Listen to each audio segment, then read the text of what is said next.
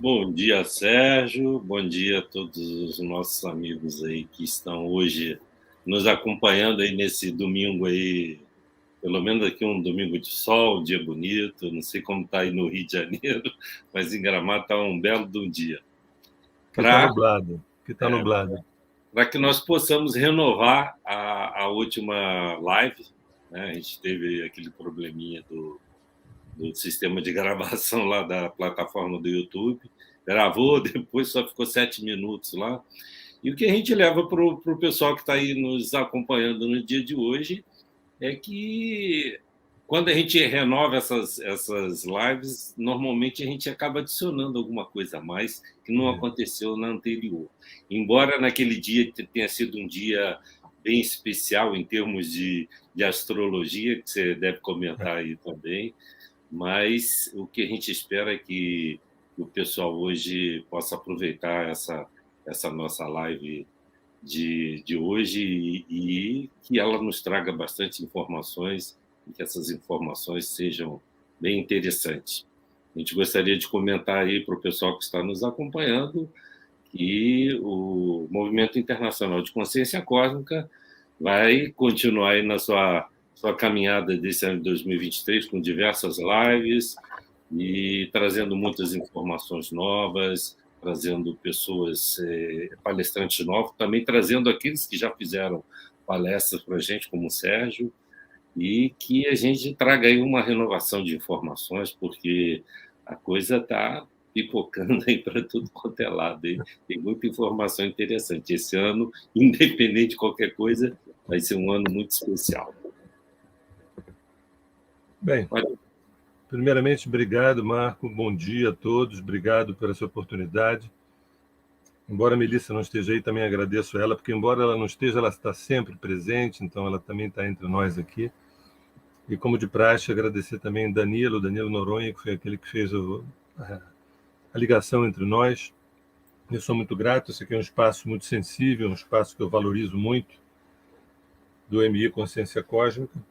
Bem, o Marco comentou que domingo passado a gente fez essa live e foi muito legal, mas deu algum probleminha lá, técnico, que foge da alçada nossa aqui. Uma palestra que estava 1h e tanto, virou em 7 minutos, aí o pessoal reclamou, quero ver toda. A gente está fazendo de novo aqui a palestra. A espinha dorsal é a mesma, embora tenha algumas coisas que eu trago, que eu agreguei, diferentes aqui. Bem, o nome dessa palestra de hoje é Como Acessar a Chave dessa Nossa Prisão Existencial. uma escavação da arqueoastrologia nos registros psíquicos sobre as origens e jornadas do todo em nós. Vou fazer uma apresentação minha. Meu nome é Sérgio Seixas, eu faço parte do Grupo Terra de Rudá e eu estudo e trabalho com astrologia desde 1981, mais precisamente desde agosto de 1981. Portanto, esse ano vai estar fazendo 42 anos que eu trabalho ininterruptamente com astrologia. Por volta do ano 2000 entrou a medicina chinesa na minha vida, e aí veio o shiatsu, acupuntura, fitoterapia, né? Antes disso, 1995, 96, sem que eu percebesse, eu e Lígia, minha companheira, Lígia Franklin, começamos a pesquisar uma outra história da humanidade, né?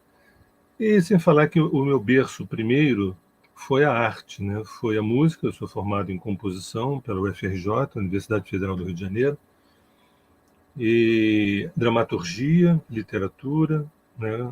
Alguns livros escritos, algumas peças premiadas, algumas coisas, mas nada de grande vulto, nada de grande porte, tudo. Enfim. E aí estou nessa jornada já há bastante tempo. Antes mesmo de 81, na década de 70, eu já tinha inquietações que eu projetava na arte, projetava na música, e com o passar do tempo, essa projeção foi indo para outras áreas, na área da psicologia, da espiritualidade, né? E majoritariamente de uma astrologia psicoespiritual que de anos para cá eu e Lígia, começamos a chamar de arqueoastrologia, que é um sistema que nós criamos, que eu vou falar hoje de uma maneira sintética, né? Bem, eu queria começar falando uma coisa que, via de regra, as pessoas não se dão conta, principalmente as pessoas que lidam com a área da psique humana, né? Eu, então, trabalho, como disse, ininterruptamente desde 81 até hoje, com dezenas de milhares de pessoas na clínica astrológica, que é sempre uma clínica que tem, então, um viés terapêutico muito significativo. Eu não sou daqueles astrólogos que ficam apenas decifrando características de personalidade e vendo se o que vai acontecer em fevereiro, dezembro ou março. O meu objetivo sempre foi muito mais profundo, que é de devolver a pessoa a ela mesma, usando o céu de nascimento da própria pessoa, né? E ao longo desse tempo, quando eu falo dezenas de milhares de pessoas, o que aconteceu nesse meio tempo aí? Nesse tempo, as pessoas falavam de si profundamente, sobre suas angústias, dores, sobre suas neuroses, seus medos, seus desejos, sonhos, potências, seus prazeres, êxtases. E não demorou para eu perceber que aquilo era um tesouro e que eu me sentia muito privilegiado em poder estar ouvindo coisas que às vezes nem a esposa, nem o marido, nem o pai, nem a mãe, nem o filho ouviam. Era um espaço sagrado de intimidade. E com o passar do tempo eu fui reparando mais ainda que é como se aquilo fosse também um pouco dos registros akáshicos, né? No discurso das pessoas a seu próprio respeito, quando a gente vai desenvolvendo uma espécie de escuta, uma espécie de percepção, a gente vai vendo que está tudo ali. Está tudo ali, não só em relação àquela pessoa, mas em relação à humanidade, em relação a tudo que aconteceu antes da humanidade. Uma escuta atenta, uma observação atenta de um caso clínico, seja uma dificuldade matrimonial, ou então uma dificuldade profissional, alguma coisa assim. Quem tem olhos, né? Quem tem ouvido, quem tem uma percepção mais aguçada, vai descobrindo que ali é uma biblioteca gigantesca. E eu posso dizer que, talvez majoritariamente, esse tenha sido a minha fonte bibliográfica. Ao longo desses anos, foram muitos livros, centenas, alguns milhares de livros que passaram pelas minhas mãos, com o advento também da internet, o YouTube, com muito conhecimento disponibilizado, né? Autores estrangeiros, autores brasileiros. Essa história dessa verdadeira história da humanidade, dessa outra história da humanidade, começa para mim em 95, quando eu vi um documentário do Graham Hancock sobre Em Busca de Civilizações Perdidas. Então, vai juntando tudo isso, né? Livros, filmes, documentários, intuição, né? E, principalmente, o relato das pessoas, o relato mais, aparentemente, mais prosaico, mais ingênuo. Por isso, vai aí uma advertência. Prestem atenção no que as pessoas estão falando. Prestem atenção no que as pessoas estão sentindo e no que estão manifestando, né? E a gente tem uma sociedade, uma civilização basicamente narcisista, onde o outro é sempre um instrumento para a gente chegar em algum lugar, o outro é sempre um veículo para a gente chegar em algum lugar. Mas não, o outro, na verdade, é muita coisa, é muita gente, é muito tudo. E nós também somos o outro, nós também somos muito tudo, etc. Então, é aí que surge essa observação que eu estou chamando de registros acásticos ou arquivos acásticos. E no meio desse caminho todo, eu percebi que existem 11 maneiras de se acessar estranhas verdades. Até botei no papel as 11 maneiras muito interessantes de como acessar verdades meio difíceis de serem acessadas, e descobri também que nas narrativas, nos discursos, existem pelo menos 7 camadas que eu chamei de 7 peles do discurso. Ao longo desses 41, 42 anos, eu falei, existem 11 maneiras de se acessar estranhas verdades, e cada discurso tem 7 camadas que a gente pode decifrar. Mas antes de começar, eu vou pedir que a gente tenha alguns segundos de silêncio, que a gente pudesse fechar os olhos, alguns poucos segundos. A gente fecha os olhos e já já a gente vai entrar no tema do nosso encontro.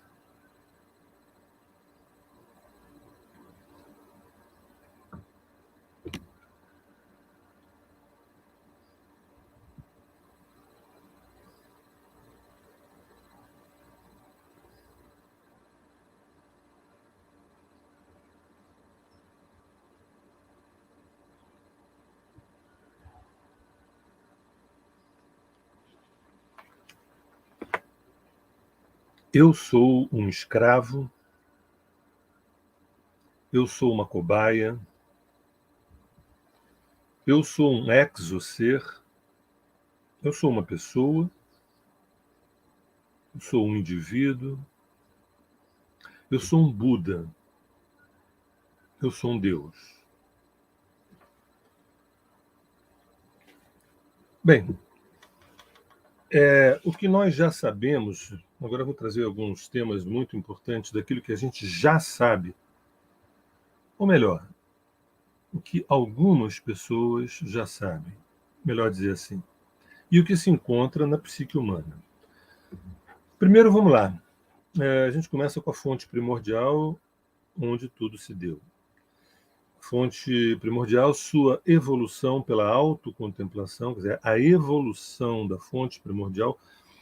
A gente, se quiser, pode chamar a fonte primordial de Deus, não tem problema nenhum, só não cometamos o erro de pensar que a fonte primordial é um Deus que fica criando as coisas sentado em algum lugar, não. A gente vai ver que nessa visão de cosmogênese, a fonte primordial, na verdade, é o agora, né? Ou seja, Deus é o agora. Então, a fonte primordial, né, sua evolução pela autocontemplação através dos fractais de seu corpo, chamado agora. Então, num dado momento, essa fonte, há éons e éons atrás, não foi há 13,7 bilhões de anos, não foi nesse Big Bang que a ciência declara, até porque existiram vários Big Bangs. Esse, se a gente pudesse dizer, talvez fosse o Big Bang primordial, onde a fonte ela se fractaliza, ela se expande, e o objetivo disso, o propósito disso, é que esses fractais pudessem ser parte do corpo da fonte primordial, que a gente chama de agora, e essa autocontemplação, esse processo evolutivo. Nisso eu estou dizendo uma espécie de heresia, que Deus está em processo de evolução sempre, né? Sempre se aperfeiçoando. E poderíamos dizer que o estado de perfeição é o estado de constante autoaperfeiçoamento. E nessa fractalização da fonte foram criadas raças matriciais. Raças matriciais que compreendiam algumas demandas. Era importante que essas raças tivessem um instinto de sobrevivência, né? Porque as condições dos universos criados eram condições inóspitas, difíceis, complexas. Então, a estrutura corpórea de determinadas raças deveriam dar conta dessa complexidade, dessa hostilidade dos universos, hostilidade climática, enfim. Também raças que tinham um impulso de exploração, porque tamanho espacialidade, tamanho espaço, não adianta essas raças ficarem em torno dos seus próprios umbigos, não.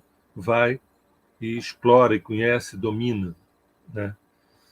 Raças que também desenvolveram uma empatia, ou seja, uma afetividade, e raças também que desenvolveram a consciência. A gente pode chamar também uma delas sendo a raça adâmica, né? E, por fim, raças que se finalizaram, né, nas diversas oitavas dimensionais, porque as raças elas têm um tempo de duração, elas começam, fazem o que tem que ser feito e depois elas partem, elas retornam da onde elas vieram, que é desse nada pleno, desse vazio fértil. Então, raças, talvez a gente pudesse dividir em 4 raças matrizes. A primeira é que tivesse uma força de sobrevivência e um instinto de exploração. A segunda raça que tivesse, e são muitas raças, tivesse uma força de afetividade, como, por exemplo, raças mamíferas. E quando eu falo raças mamíferas, eu não estou me referindo ao planeta Terra, que ainda nem sonhava em existir, e já haviam mamíferos nos confins dos universos. Raças conscienciais, uma delas, para citar aqui, a raça adâmica, da onde a gente veio, e que a gente chama de raças finalizadas, são todas e quaisquer raças que acabaram cumprindo o seu próprio Dharma. Mas, para gerenciar isso tudo, era necessário que houvesse hierarquias. Essas hierarquias foram construídas também. Tudo são fractais do corpo da fonte primordial. Tudo são partes do corpo. Então, essas hierarquias de geneticistas, de construtores, de gestores, de militares, de médicos, de terapeutas.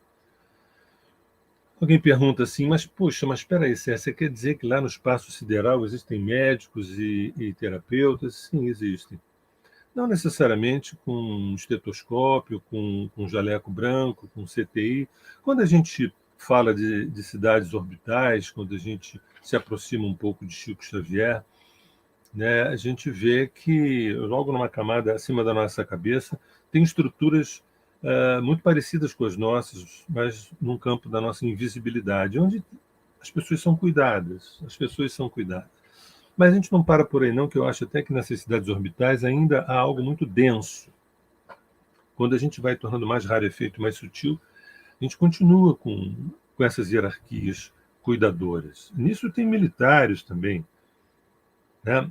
E é bom lembrar que essas hierarquias elas estão em processo evolutivo, como tudo está em processo evolutivo. O agora, a fonte primordial, Deus, as hierarquias, todos estão.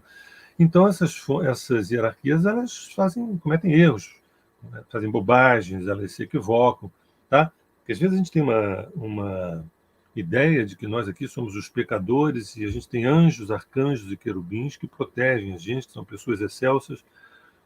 Na cadeia evolutiva a gente está bem lá embaixo, né, aspirando a esse processo de ascensão, mas um povo enorme que está acima da gente, em várias dimensões, 5, 6, 7, 8, 9, 10, 12, 15 dimensões acima, também cometem erros, equívocos. Tá? A gente vai ver já que tem um negócio chamado jogo friccional, que a gente entende isso. Então, a partir disso tudo, gestores, construtores, militares, existem também os inúmeros universos. Inúmeros universos. A gente não sabe quantos universos. São dezenas de universos, são centenas de universos, são milhares de universos, a gente não sabe. Isso também não é importante. Isso não tem a menor importância saber. A gente só tem que saber que existem vários universos e cada universo tem um dharma, tem um propósito, tem uma razão pela qual eles foram construídos. Entendeu? Muitas vezes, universos ou mesmo algumas galáxias com um nível de dualidade muito alto ou mais baixa, né? E a gente já começa a entender que quanto mais alta a dualidade, menos evoluído é aquele condado ali, é aquele reino, aquele lugar, né, dos universos. E quanto menos dualidade, quanto menos polarização, mais evoluído. Então, é aquela raça, ou é aquela civilização, aquela coisa toda. Então, galáxias, sistemas planetários, cidades orbitais, isso tudo a gente sabe. Existe um jogo friccional com os times de luz e sombras geradores de consciência. Isso é muito importante. A gente gosta muito de falar de bem e mal. Isso né? Numa linguagem mais simples e não menos profunda, eu diria que o bem é todo movimento que faz com que nos leve ao retorno à unidade. O bem é todo movimento, é todo impulso na direção de que qualquer ato que a gente faça, no fundo, é de retorno à experiência de pertencimento, de experiência de unidade. Podemos definir o mal também como o oposto disso. Todo movimento, todo impulso na direção da cisão. A cisão, de fato, ela não existe, é uma aparência que nós compramos.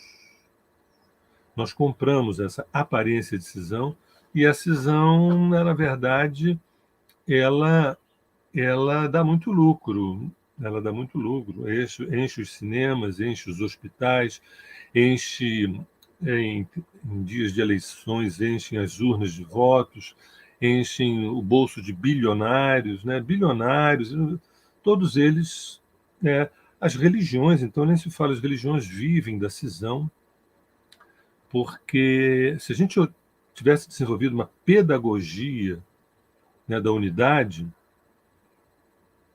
esse é o lugar para o qual a gente está indo, né, desenvolver essa pedagogia da unidade, mas é como se ficasse sem graça para muitas pessoas que lucram com a cisão.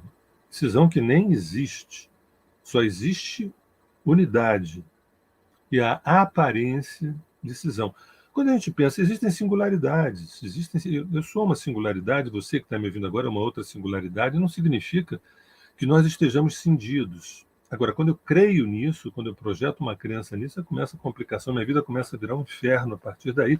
Eu vou buscar religião, que o nome diz religar, quer dizer, tornar a ligar novamente, mas que não é nada disso. É cindir. A função da religião é cindir. Cindir você de Deus. Porque se você une a Deus, não precisa mais religião, não precisa mais veículo, não precisa mais ponte, tampouco pontífice. Bem, então esse jogo friccional com os times de luz e sombras geradores de consciência. Nesse corpo da fonte, dessa fractalização, existem raças que jogam a favor da sombra, e isso é que tem que ser assim, e existem raças que jogam a favor do jogo de luz. E, num dado momento, as coisas podem se inverter. Quem estava no jogo de luz, lembrando que luz é um instinto de retorno à fonte, e sombra é o impulso de se afastar da fonte, das experiências de unidade, ou seja, decisão. Então, existe esse jogo friccional, que é graças a ele que a gente produz consciência. A gente vai ver, aí já está o começo da resposta, né? Qual é a chave que nos liberta dessa prisão existencial. Então, eu particularmente não trabalho com alguns constructors, como Miká, Anrotak, Saraten, Nebadon, Orvoton. Eu não trabalho com essas construções. Tá? Na verdade, eu não gosto de seguir nomeações e antropomorfizações de consciências, que muitas vezes são amorfas. Muitas das consciências não têm rosto, não têm nome, não têm cara, não têm forma, não têm nada, e são consciências excelsas, consciências absurdamente. E então, todas as vezes, eu acho que o ser humano ele gosta de antropomorfizar, de ver a cara de uma pessoa, a cara de um homem ou de uma mulher, porque fica mais fácil projetar um afeto ou projetar um desafeto, né? Quando a gente, por exemplo, na Terra de Judá, a gente fala que Deus, ou a fonte primordial, é o agora, isso é pouco sedutor. Você olhar para o agora e parece que tem tantas injustiças, tem tantos terremotos, tem tantas coisas acontecendo, como é que Deus pode ser isso, né? Mas aí que está o ponto, o grande salto, é que Deus é isso, a fonte primordial é isso, é esse jogo agridoce com a função de produção de consciência, uma vez que ela, fonte primordial, se nutre, se alimenta da consciência, com C maiúsculo. Então, eu não gosto de seguir essas nomeações, essas antropomorfizações de consciências, que muitas vezes são amorfas, mas trabalham com realidades, como, por exemplo, as tabuinhas de argila dos sumérios, lá dos Anunnaki, né? A existência de sirianos, pleidianos, greys, tudo isso é de uma obviedade, tudo isso a gente sabe que isso existe. Se você me pergunta assim, você já viu algum deles? Não, nunca vi. Nunca vi nenhum siriano, nunca vi nenhum pleidiano no sentido literal, mas eu sei absolutamente que eles existem, tá? Entendi. Há uma diferença de você, eu só sei se eu vejo. Não. Eu sei quando algumas realidades me penetram e as luzes acendem dentro de mim. Ponto. Aliás, a gente deveria pensar sobre isso, né?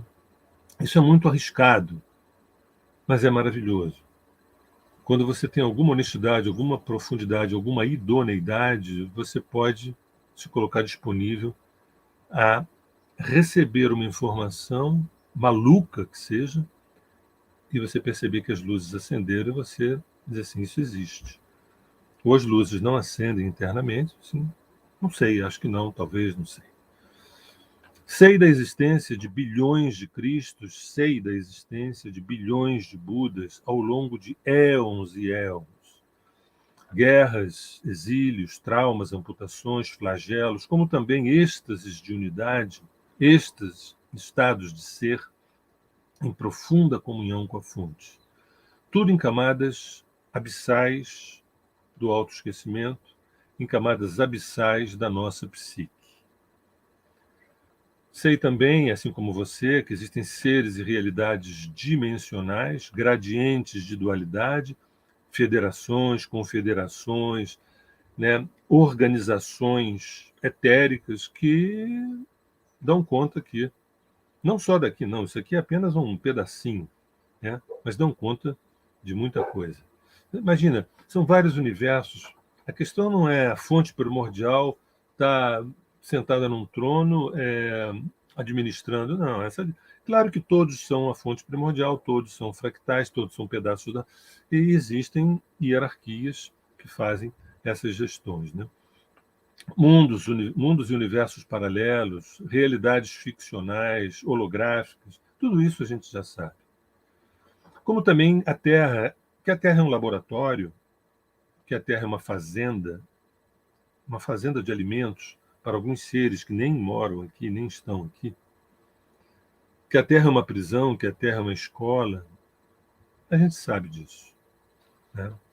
A Terra é um laboratório, uma fazenda, uma prisão, uma escola. Bem, ainda que a gente saiba disso, a gente não sabe muito bem lidar com essas coisas. E por não saber lidar com essas coisas, a gente se enrola, a gente se perde e isso tudo, um outro nome para isso, a gente pode chamar também de manicômio, né? A Terra como o resultado disso, um certo hospício. Bem, e que estamos aqui para evoluirmos na direção da unidade com a fonte, através da engenharia da consciência. Anotem isso aí, que isso é muito importante, engenharia da consciência, que gera, no final das contas, o Homo Sacro.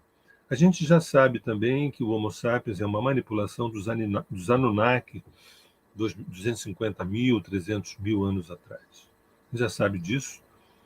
Isso foi, inclusive, documentado nas tabuinhas cuneiformes dos sumérios. né? Mas que a gente não fique preso a isso, achando que para as consciências serem manipuladas ou evoluídas, precisa de uma manipulação genética. Não. Quando a gente amplia a consciência, a gente vai mudando a nossa genética. Então, a engenharia da consciência é quando nós nos tornamos cada vez mais conscientes e a gente vai se transformando. Até eu diria que a gente vai tendo várias encarnações numa só. Várias encarnações numa só. E que estamos aqui para evoluirmos na direção da unidade com a fonte primordial através da engenharia da consciência, que gera o Homo Sacro. Apesar das religiões nos protegerem da experiência em Deus e dos sistemas políticos e econômicos investirem na cisão ego-alma. Vidas precarizadas, vidas em ruínas.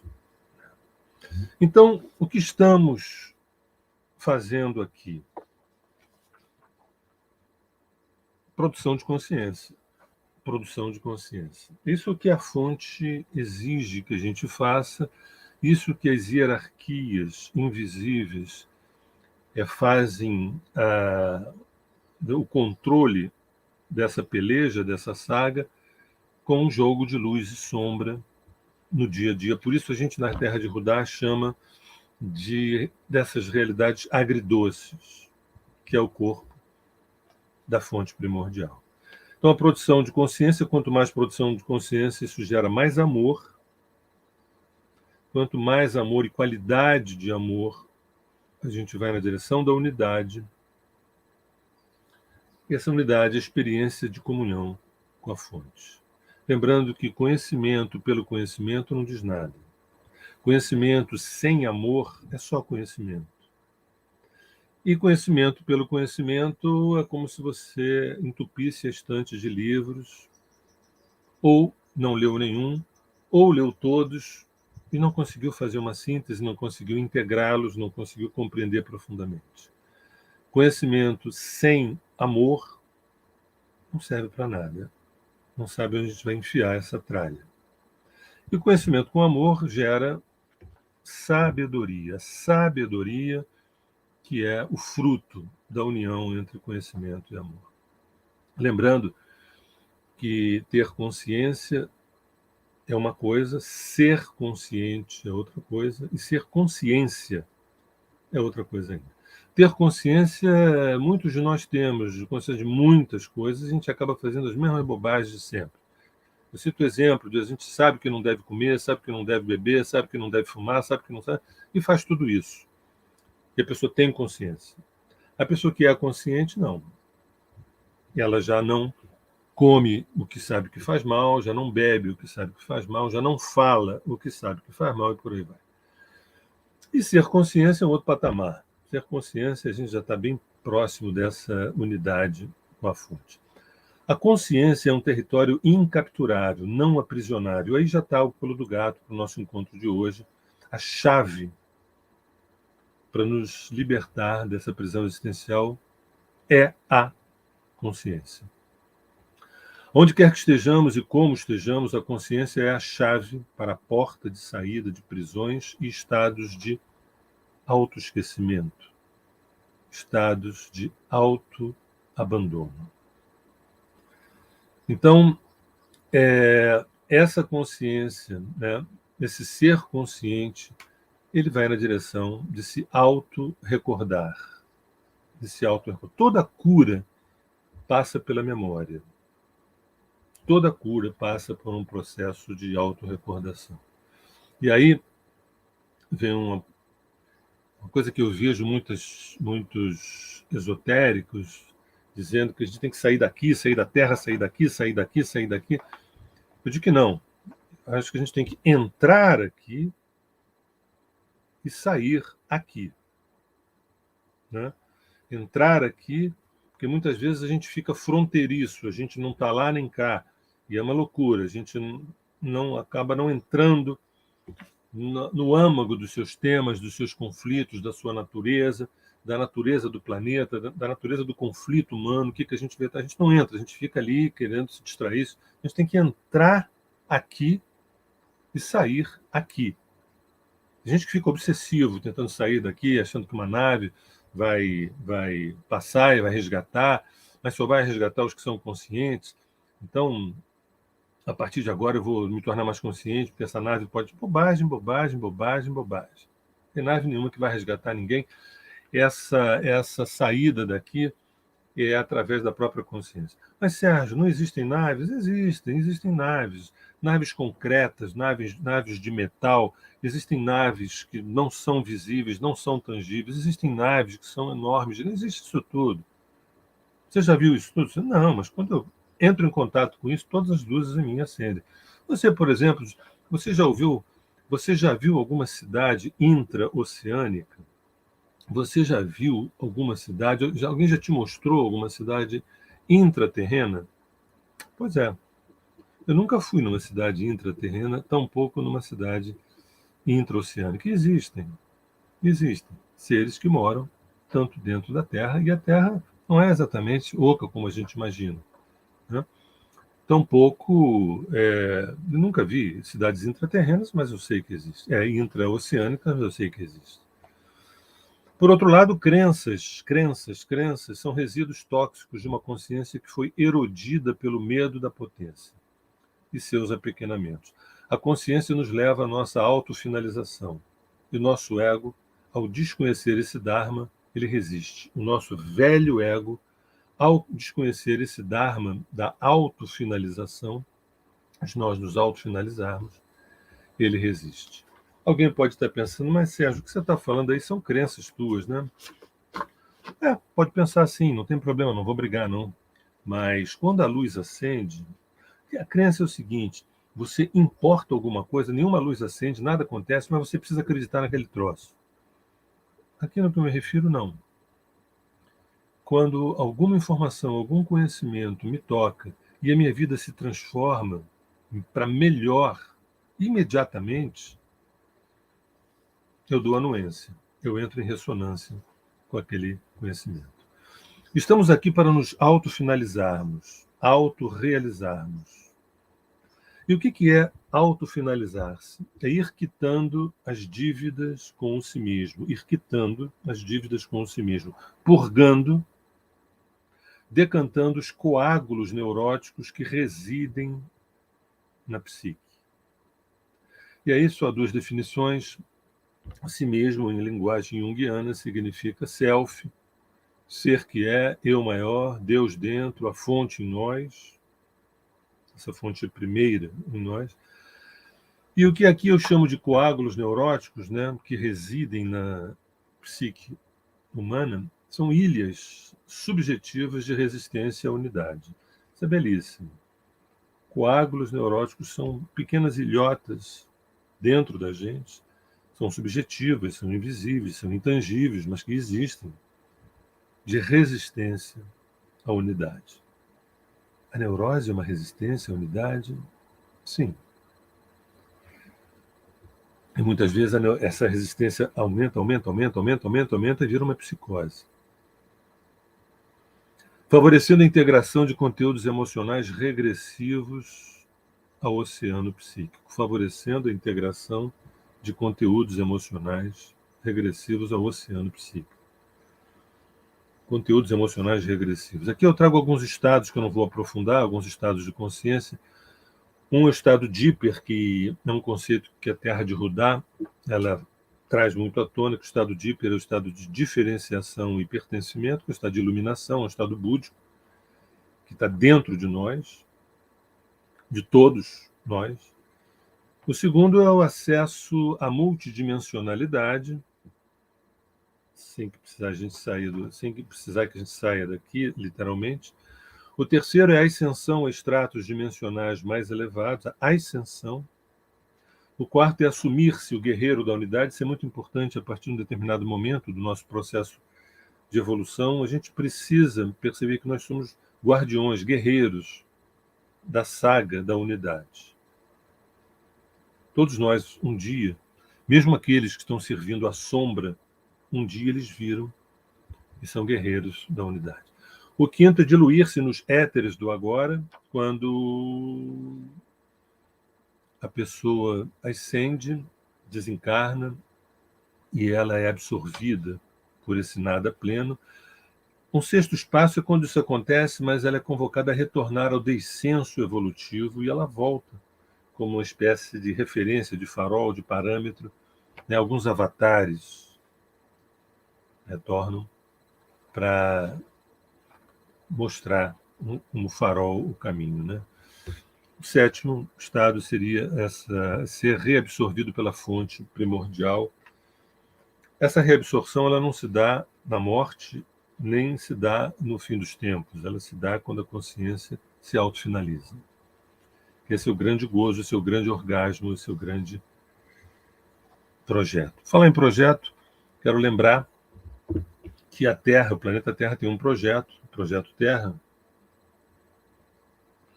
que em 3 palavras significa purgar, conscientizar, se ascender. Dito de outra maneira, expiar, regenerar e ascender. Então, nós aqui, muitos de nós exilados, atormentados, sem um sentimento de GPS, de bússola, né?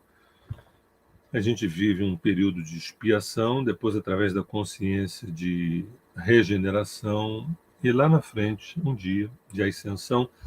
Via de regra, isso não acontece numa única encarnação. Autofinalizar-se versus destroços emocionais, escombros emocionais, ruínas do autoesquecimento. Agora eu vou trazer alguns temas, e não precisa aprofundar esses temas, que eu acho que a gente sabe muito bem do que eu estarei falando, quando, de um lado, a gente tem essa busca de autofinalizarmos, quer dizer, de irmos até o nosso fim, que não é a morte, é quando a consciência chega no seu máximo e ela é reintegrada, ela é reincorporada à fonte primordial. Né? Do outro lado, a gente tem os destroços emocionais, que são os escombros. Então, vamos lá. Queria citar alguns. Carências emocionais inesgotáveis, carências emocionais que não têm fim, rombos que nunca são preenchidos, dependências emocionais, jogos e manipulações, pessoas presas ao passado, a infância, a adolescência, a juventude, né? Os anos passam e elas continuam sentindo as mesmas coisas, que aqueles traumas da infância, da juventude, né? E como se aquele trauma fosse da pessoa, né? A pessoa compra, aquilo é aderido e aquilo acaba oxidando dentro da pessoa. Aquele trauma, aquela situação difícil, que vai gerando medo. Né? Infantilização emocional, crenças que desafiam a inteligência, autossabotagem, ciúmes desmedidos, possessividade, medos infundados, inseguranças oportunistas, traumas cultivados ou traumas aderidos que vão oxidando a gente, vitimizações, náufragos agarrados à mãe, náufragos agarrados ao pai, náufragos agarrados aos filhos, amigos como fonte de distração do Dharma, amigos como fonte de distração, de dispersão do Dharma, prazeres sazonais como substituto do êxtase de unidade. E aí, só para lembrar também uma coisa que é muito familiar, eu trago aqui como educações erosivas. Educações que promovem erosão, que a gente chama aqui de obesidade egóica. Ganhar bastante dinheiro, muito além do que se necessita, dinheiro, dinheiro, dinheiro, mais dinheiro, porque eu tenho medo, eu não sei o dia de amanhã o que vai acontecer. Fazer sucesso aos olhos dos outros, ser famoso, possuir imóveis e mais imóveis, ter muito conhecimento estocado num cérebro que não sabe o que fazer com toda essa tralha, estar identificado com o menos, com o apequenamento, estar identificado, estar estacionado nos revides discriminatórios, questões raciais, étnicas, questões de gênero. E aí, não vou aprofundar isso, que isso já está mais do que sabido, esse horror que nós criamos por estarmos aderidos a uma identidade, né? Apesar de estarmos vivendo desde 2012 na era da descompactação identitária. E aqui eu trago alguns jogos de videogame dos autoesquecidos, dos autoabandonados, dos adormecidos, né? São muitos videogames, eu trouxe 5 rapidamente. Um videogame é o seguinte: a pessoa, né, trabalho, família, lazer e morre. Trabalho, família, lazer e a pessoa morre. The game is over. Um segundo videogame é o seguinte: estudo, trabalho, autoafirmação e morre. Um terceiro videogame é poder, dinheiro, autoafirmação, lazer e morre. Um quarto videogame, lazer, é uma zoação, quer dizer, geração esbórnia e morre. Aí eu vou parar por aqui num quinto videogame, muito conhecido de muitos países do terceiro mundo, que é o quinto videogame, é sobrevivência, e, se possível, algum lazer e morre. Bem, existe a realidade do auto-recordado, ao contrário do auto-abandonado, do auto-esquecido, né? E, através da consciência, a gente tem um trabalho cotidiano no Dharma, mais afetos obstetras, que eu vou explicar, mais a partilha em espiral ascendente, e aí a pessoa morre. Mas cada vez um pouco mais imortal. Quer dizer, essa pessoa que está num processo de autorrecordação, ela trabalha cotidianamente no Dharma, ela produz afetos obstetras, ela está em constante partilha, em espiral ascendente, e depois morre cada vez mais imortal.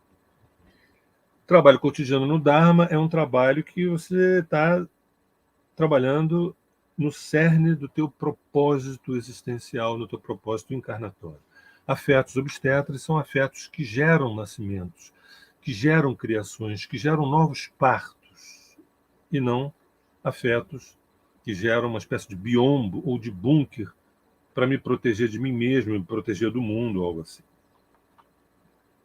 Esse ser autorrecordado que se partilha em espiral ascendente é a relação com a verticalidade, digamos, com o cordão umbilical que nos liga ao todo, à unidade, à fonte primordial. É possível a gente estar aqui agora fazendo um pão, varrendo uma casa, trocando um pneu de um carro, ou fazendo amor, sentindo essa espiral vertical. Logo, a gente jamais está sozinho, a gente está sempre interligado.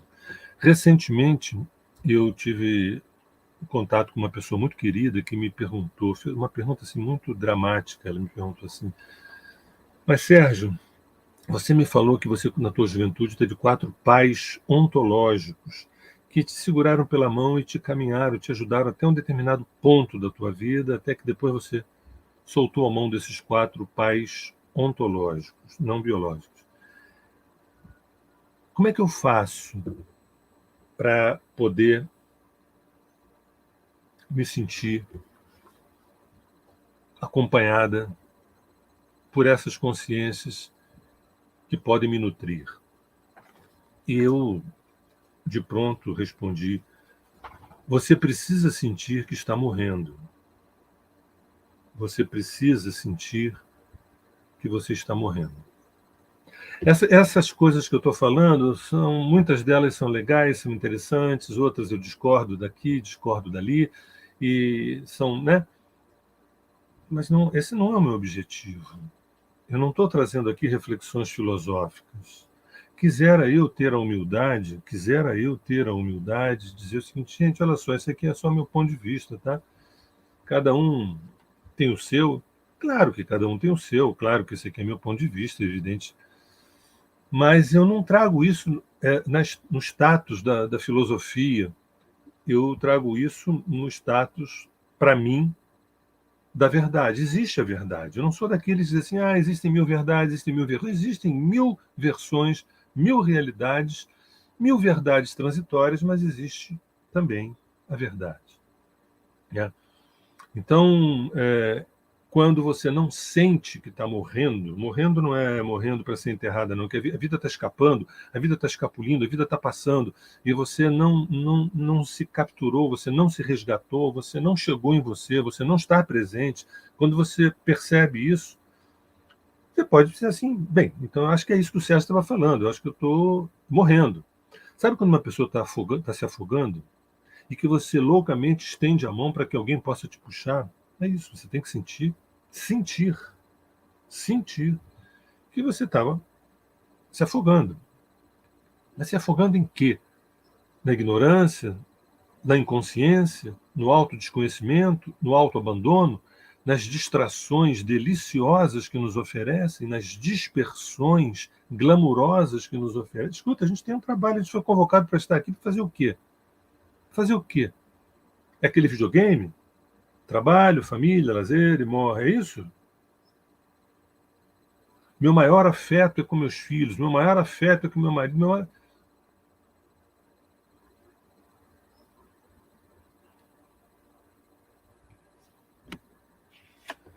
E outra coisa importante, né? Muita gente quer chegar na espiritualidade, sabe aquela frase, poxa, o cara entrou agora no ônibus, já quer sentar na janela, né? Essa brincadeira, né? Pô, fulano acabou de entrar no ônibus, já quer sentar na janela.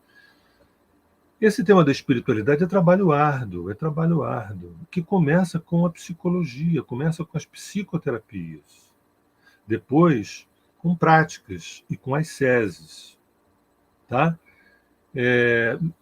Não é simplesmente eu desejo ser protegido por Deus, eu desejo me iluminar, não é bem assim que a banda toca, não. Tem que ter todo um trabalho de amadurecimento emocional, amadurecimento psicológico, aí temos uma busca de autoconhecimento através das psicoterapias, até a gente poder chegar na dimensão da espiritualidade, que é uma dimensão mais profunda, entendeu? Mas ainda mais subjetiva, para a gente entender qual é o trabalho que tem que ser feito. E quando eu falo trabalho, eu estou falando prazer. Quando eu falo trabalho, eu estou falando êxtase.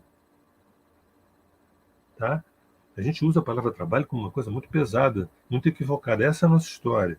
Trabalho, na minha boca e nesse percurso, é outra história. Tem a ver com o aspecto de você estar celebrando o que você de fato veio fazer aqui. Bem,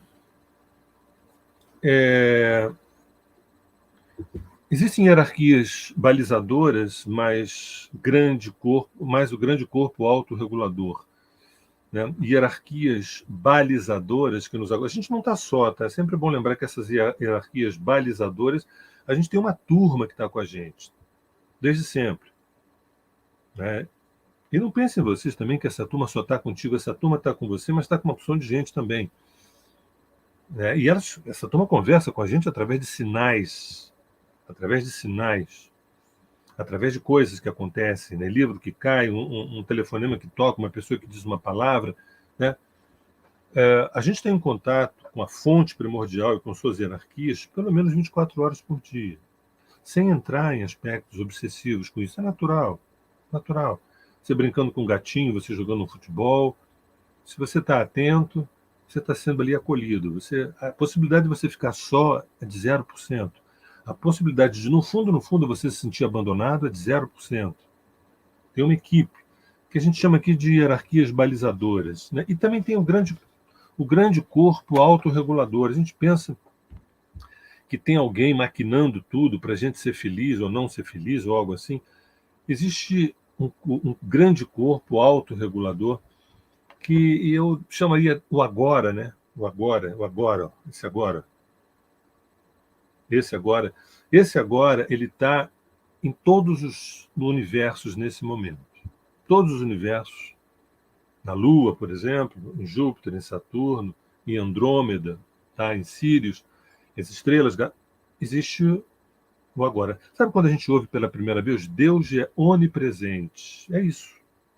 O agora é onipresente. Ó, agora de novo. Então, o agora a gente define na Terra de Rodar como é um ralo devolutor. Imagina uma espécie de buraco negro que tudo suga, né? O agora é um ralo devolutor, que ele devolve você a você. Se a gente está muito desconectado, se a gente está muito perdido, enrolado nos seus embrólios emocionais, a gente não percebe nada disso, né? Mas o agora é um ralo, é uma espécie de buraco branco e ao mesmo tempo negro, que suga o João para o João, né? A Maria para a Maria, né? Para que, no fundo, tanto o João quanto a Maria se autofinalizem. E se autofinalizar é entrar em estado de êxtase, de pertencimento, né?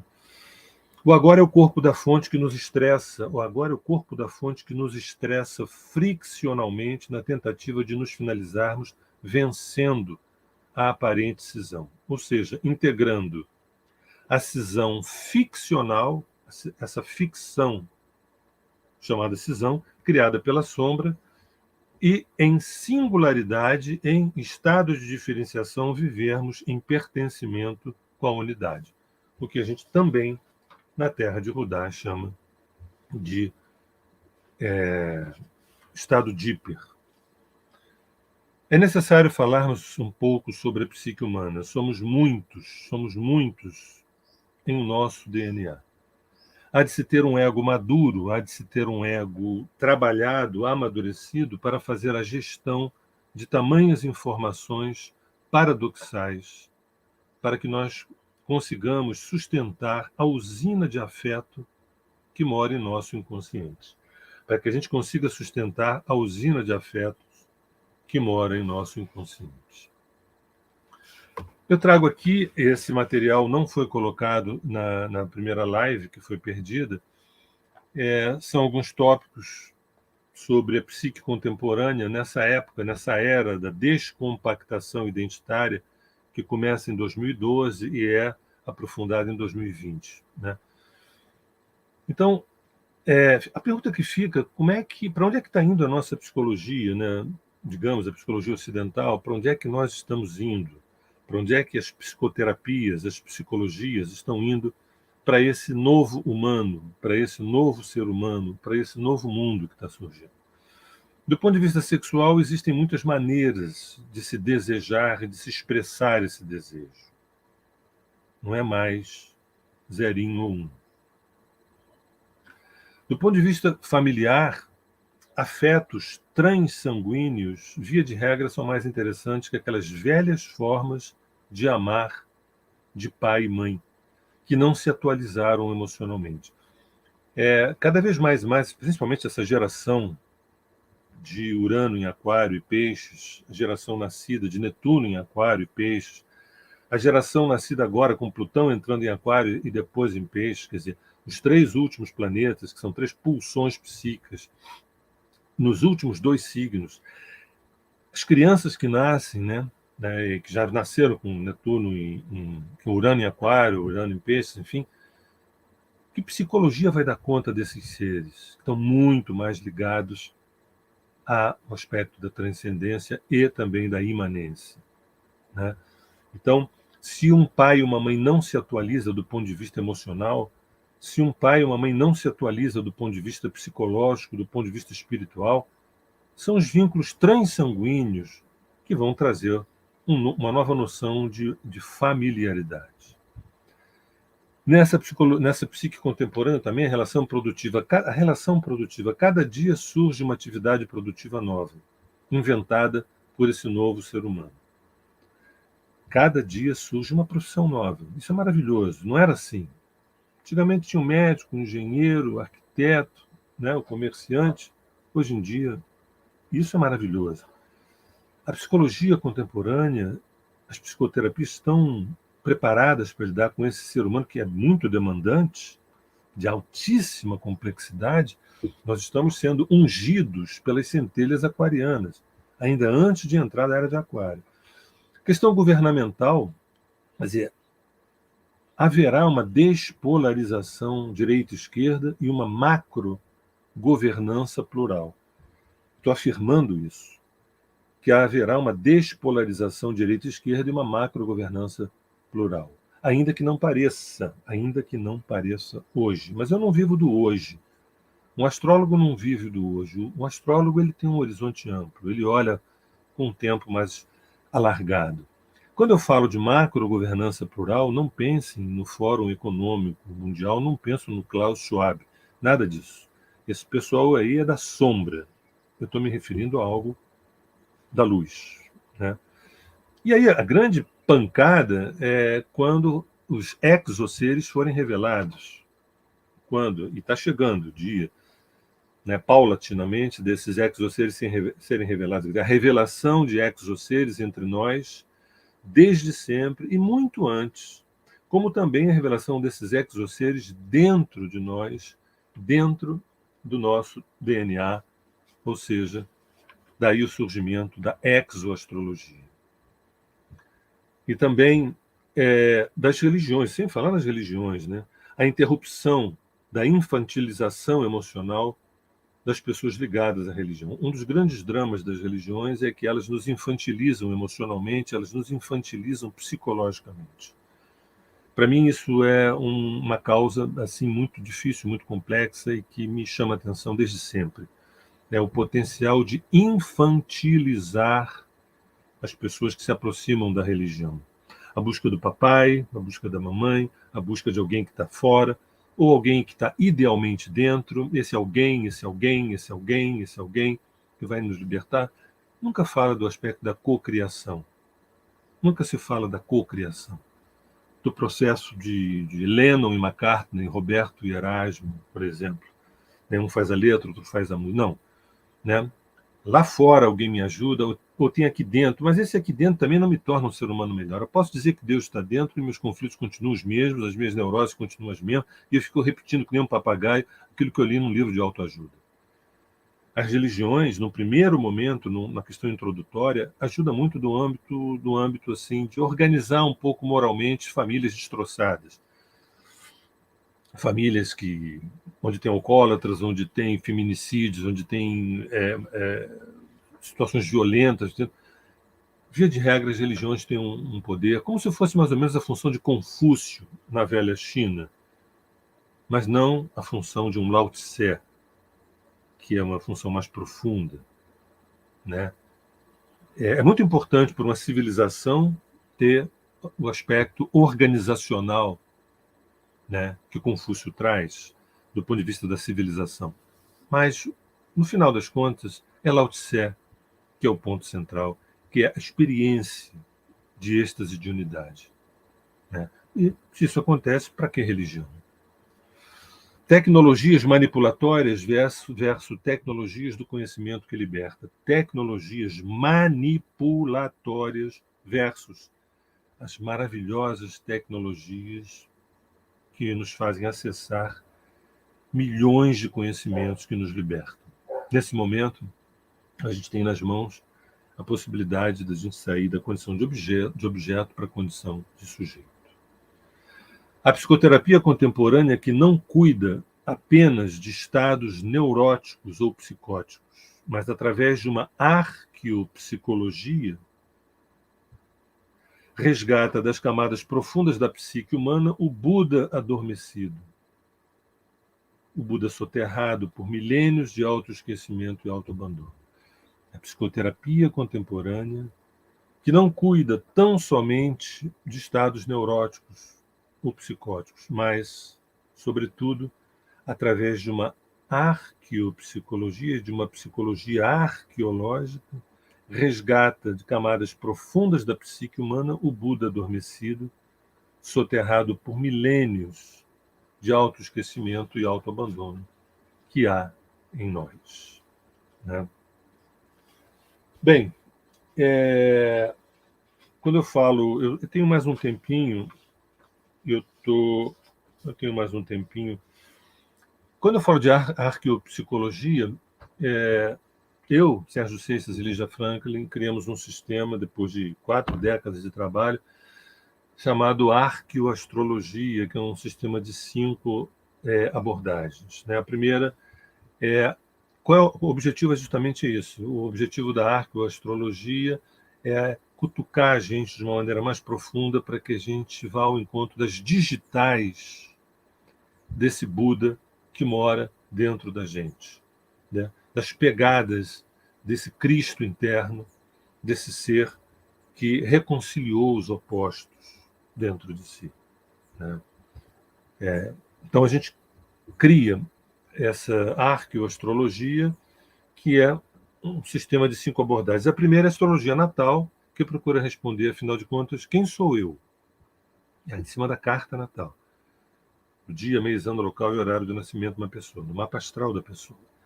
A segunda etapa da arqueoastrologia é a astrologia kármica, onde procura responder a pergunta: vem cá, de onde eu estou vindo? Da onde eu estou vindo antes de papai e mamãe? A terceira abordagem, e eu diria a mais solicitada nesses últimos tempos, nesses últimos 5, 6 anos, é a astrologia dármica, que procura responder a pergunta: vem cá, mas para onde eu deveria estar indo? Qual é a minha missão encarnatória? Quais são os meus temas encarnatórios? Qual é o meu propósito de vida? Gente, que conhecimento é esse que está de bandeja para as pessoas? E quem mergulha nisso percebe que não tem nada a ver com crença isso. É um conhecimento que tem milhares de anos e que nós apenas arrumamos. A quarta etapa é a exoastrologia.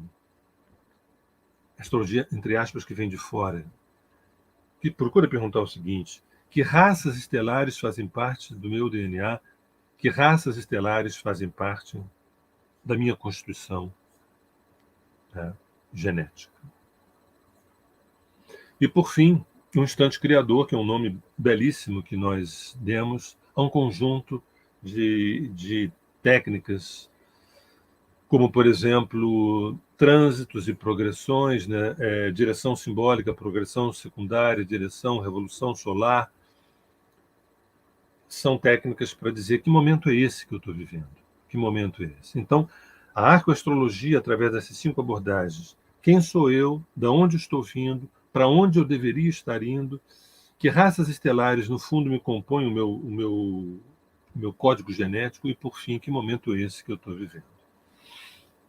Bem, e ainda falando rapidamente dessa arqueoastrologia, que é muito importante a gente entender que existem conhecimentos que entregam de bandeja o espelho para a gente se ver por inteiro, de corpo inteiro, nu. A astrologia ela tem 4 quadrantes. Esses 4 quadrantes representam... O primeiro quadrante, casa 1, 2 e 3, vai falar de informações sobre a nossa sobrevivência no mundo, sobrevivência material. O segundo quadrante, 4, 5, 6, vai falar dos nossos estados, informações ali sobre os estados emocionais, afetivos e produtivos, informações a nosso respeito sobre como nossas questões afetivas, emocionais, criativas e produtivas. O terceiro quadrante, a casa 7, 8, 9, eu vou resumir da seguinte maneira. Esse quadrante fala assim: mas qual é o Dharma? Qual é o meu Dharma? Qual é o meu propósito? Para que eu nasci? E o último quadrante, 10, 11 e 12, em tese, seria o quadrante que fala do legado. O que eu deixo quando eu partir? O que eu deveria deixar? Fala do aspecto da iluminação. A astrologia convencional não toca muito nesse assunto, porque o Jung ele dizia uma coisa importante: a gente só leva o nosso paciente até onde a gente conseguiu ir, né? Eu estou longe de estar iluminado, eu estou longe de estar manifestando o meu ser búdico. Claro que em alguns lampejos todos nós temos, né? Mas esse conhecimento ele tem a obrigação de pelo menos mostrar e falar sobre essas digitais desse caminho que vai de retorno à fonte, que é o processo de despertar. E essa arqueoastrologia, ela também tem os 12 arquétipos, que são os 12 signos. Né? A gente se manifesta aqui no planeta Terra, carne e osso, e eu vou chamar isso de Ares. A gente precisa se abastecer, a gente precisa se nutrir, a gente precisa se alimentar de alguma forma, não só nutricionalmente, mas também materialmente. Eu vou chamar isso de touro. Dá o nome disso de touro. Eu preciso aprender como é que a banda toca, como é que esse negócio funciona aqui. Eu estou chegando aqui, como é que isso funciona, as linguagens, as trocas. Eu vou batizar isso de Gêmeos. Prosseguindo, eu tenho que olhar para mim e me reconhecer, minha mãe, meu pai, minha casa, minha família, meu clã, meu país, minha cultura. Vou chamar isso de Câncer. Eu não queria ficar reproduzindo coisas, nem pessoas, nem aquilo que eu ouvi do meu pai e da minha mãe. Eu queria poder criar. Eu sou um criador. Eu descobri que eu tenho uma partezinha de Deus. Vamos chamar isso de Leão. Mais na frente, meu ego deu uma crescida quando eu me pareci parecido com Deus. E aí eu caí na real que eu precisava me aperfeiçoar, lapidar, como uma espécie de um ourives que vai lapidando diamantes. Vou chamar isso de virgem. O próximo etapa é quando a gente expõe essa obra, chamada eu, né, numa relação de intimidade, e o outro começa a nos dar feedbacks a nosso próprio respeito, alguns dos quais não tão generosos, alguns dos quais não tão maravilhosos a nosso próprio respeito. Ai, meu Deus, que coisa complexa é a relação de intimidade. Vamos chamar isso de Libra. Maravilhosa experiência libriana de arte, de beleza, de estética, mas dos feedbacks que eu vou ouvir do outro. E aí gera mais uma etapa, que é o que eu tive que morrer, o que eu tive que morrer, o que eu tive que entregar, o que eu tive que soltar a partir desses feedbacks. Vamos chamar isso de Escorpião, barra pesada, brabeira, incrível, fantástico, milagre, morrer e renascer. E mais uma etapa. Eu acho que agora eu estou mais refinado, mais decantado, mais depurado, eu posso enxergar o meu Dharma através do conhecimento, o meu propósito, o meu caminho. Vamos chamar isso de Sagitário. Gente, a gente está quase no final desse processo, quando a gente chega de perceber que eu sou a obra, não aquelas coisas que eu fiz. Tudo que eu fiz foi para me fazer e me refazer. Então, eu sou a obra. Nossa Senhora, eu só percebi isso já no adiantado da hora. Vamos chamar isso de Capricórnio. E mais na frente, tudo bem, foi ótimo, foi maravilhoso, foi incrível, difícil aqui, complicado ali, maravilhoso acolá. Mas o que tem mais? Eu estou curioso pelo que tem mais. Tem mais alguma coisa? Fora daqui? Longe daqui? Vamos chamar desse interesse crônico nessa transcendência de Aquário. E, por fim, não importa se tem algo tão longe, não importa se tem algo tão incrível e tão surpreendente. Como diria Gilberto Gil, o melhor lugar do mundo é aqui e agora. Então, esse silêncio, chamado Peixes. E aí, na arqueoastrologia, a gente traz as 10 pulsões psíquicas. Os 10 planetas que estão lá no céu, a gente trata aqui como 10 pulsões psíquicas. A pulsão do Sol dentro da nossa psique é o Logos, é o tema. A pulsão da Lua dentro da nossa psique, eu chamo de memória metabólica. Quer dizer, uma memória que faz com que a gente possa ter um aparelho digestório nessa memória para poder amadurecer. Sem a Lua, a gente não amadurece. Nós temos Mercúrio como uma pulsão psíquica, que é a função pensamento, a função articulação, né? E decodificação do entorno. Nós temos a pulsão Vênus, que são os femininos que existem dentro da mulher, do homem e de todas as coisas. Em Marte, é uma pulsão onde nós temos os masculinos que existem dentro do homem, da mulher e dentro de todas as coisas. A pulsão de Júpiter é a pulsão da lei, do Dharma, da verdade que é em cada um de nós. A pulsão de Saturno, dentro da psique humana, é a pulsão da realização, da concretização, da materialização no mundo dessa jornada, dessa obra. Na arcoastrologia, Urano, a pulsão de Urano na psique humana, dentro da psique humana, é esse desejo de transcendência, de abrir esse janelão e olhar para o cosmos, para os universos que estão lá dentro da gente. A pulsão de Netuno, dentro da psique humana, é a pulsão da imanência, ou seja, é a pulsão de você perceber que depois de ter andado por os 4 cantos, ter feito tudo que a gente conseguiu fazer, estava tudo aqui dentro. E se a gente não tivesse feito nada daquilo, tivéssemos interiorizado e aprofundado, a gente também teria encontrado todos os mundos, todas as pessoas, todas as relações e todos os afetos. Nós estamos agora com Netuno em Peixes. É importante a gente lembrar da gente resgatar essa memória ontológica.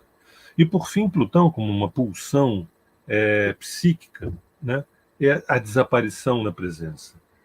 Isso é um termo maravilhoso que a Terra de Rudá usa, é quando a gente desaparece na presença. Na presença. Que presença? Você não sabe que presença? Pô, se você não sabe, eu não vou conseguir. Eu não vou... Ou você já sabe, né? Ou se não sabe, o que eu vou dizer sobre a presença? A presença, ó, desaparecer na presença. Não é morrer do ponto de vista físico, não. E também, para finalizar, nós temos também na arcoastrologia os 12 assuntos, os assuntos do mundo. São as casas astrológicas, né? A casa 1, os corpos que nos habitam. A casa 2, os nossos apetites. A casa 3, as linguagens, as inúmeras linguagens que fazem parte desse jogo. A casa 4, as raízes, as origens, a memória. A casa 5, os desejos. Importante isso. Poder desejar. O ser humano é um ser que deseja, mas não se apegue ao objeto desejado, vai dar ruim. A 6ª casa são os ofícios. Coisa linda. Trabalhar em nome de algo maior do teu tamanho. Casa 7, os espelhos. Casa de casamento, casa de relações de intimidade, casa de encontro com outro, é a casa dos espelhos. Onde quer que eu olhe, eu me vejo. A casa 8, as despedidas. Oh, que casa difícil, meu Deus. As despedidas. A casa 9, a verdade. A minha verdade. A verdade do meu ser, da minha alma. A casa 10, a montanha mais alta, que é a obra que eu me tornei.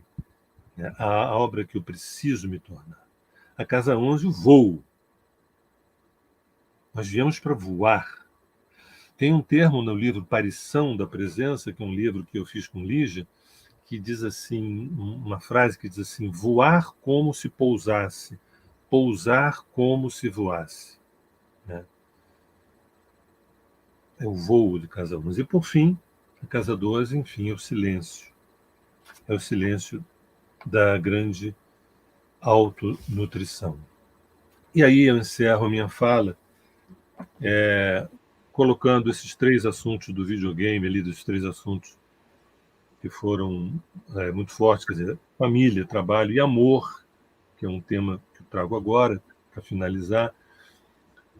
A família, nessa era que a gente vive, da descompactação identitária, que começa em 2012 e se intensifica em 2020, e está se intensificando, a era da descompactação identitária, onde o branco era o branco, o preto era o preto, um era o um, zero. Não, agora tem 50 tons de cinza, 50 tons de arco-íris. Né? Sempre teve, mas agora está emergindo, está aparecendo. A família, São laços menos sanguíneos e mais conscienciais. Família, cada vez um pouco mais, cada vez um pouco menos de laços sanguíneos e laços mais conscienciais. O trabalho, cada vez menos ligado à sobrevivência e ponto final, e sim ligados ao Dharma, a razão pela qual eu fui convocado a estar aqui. A minha profissão está alinhada com o meu propósito. E o amor, cada vez menos uma espécie de biombo, de bunker, de possessividade, de apego, de quartel-general entre eu, você e minha família, e cada vez mais partners evolutivos, parcerias evolutivas. Portanto, nossa plena liberdade não depende da boa vontade de ninguém, da autorização de ninguém. A consciência foi, é e sempre será soberana. A consciência é o agora, que é a fonte primordial, que é o instante criador, que é Deus em nós e nós em Deus. Eu sou um escravo, eu sou uma cobaia, eu sou um exoser, eu sou uma pessoa, eu sou um indivíduo, eu sou um Buda, eu sou um Deus. Obrigado a todos. Se Marco permitir, a gente pode bater um papinho. Quem quiser fazer alguma pergunta.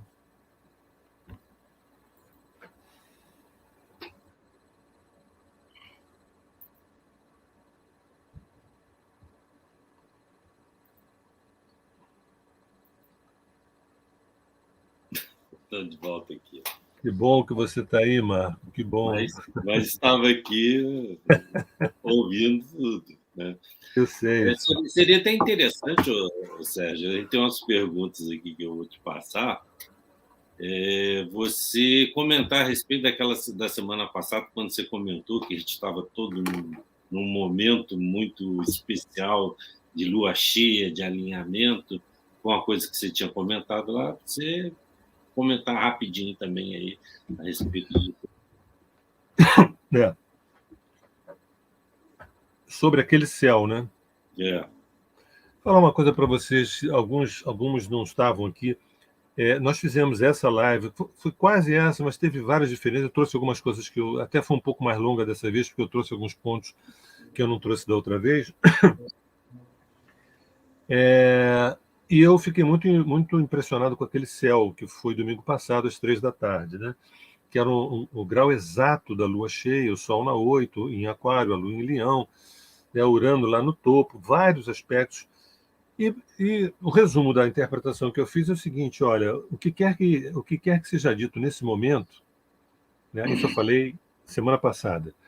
O que quer que seja dito nesse momento está sob a inspiração de um céu semelhante, entre aspas, à era de Leão e à era de Aquário. Para quem estuda um pouco a astrologia mais esotérica, sabe que há quem diga que o tempo começou na era de Leão, em torno de 10.000 e poucos anos antes de Cristo. Né? E que nessa era de Leão e de Aquário, que é uma era de 180 graus de oposição, né, é quando é um momento muito auspicioso para o planeta Terra, onde a gente fica num alinhamento entre o Sistema Solar, Alcione e o centro da galáxia. O que significa que é uma era de muita luz. O que significa que há uma queimação de karma muito acentuada. A pessoa que não está entendendo nada, faz a leitura equivocada. Ela diz assim: nossa, nós estamos vivendo um momento horroroso, está tudo de ruim acontecendo. Quem percebe que a gente entrou em 2012 nesse alinhamento, o que significa, na homeopatia, o pessoal chama de crise de cura. O cara está com um problema, vai lá na homeopatia e fala assim: olha, você vai tomar esses remedinhos, mas você vai piorar. Depois você vai melhorar e vai ficar curado. Entendeu? A gente está vivendo uma crise de cura. Então, aquele céu do domingo passado foi uma representação assim muito sintética desse eixo da era Leão e Aquário.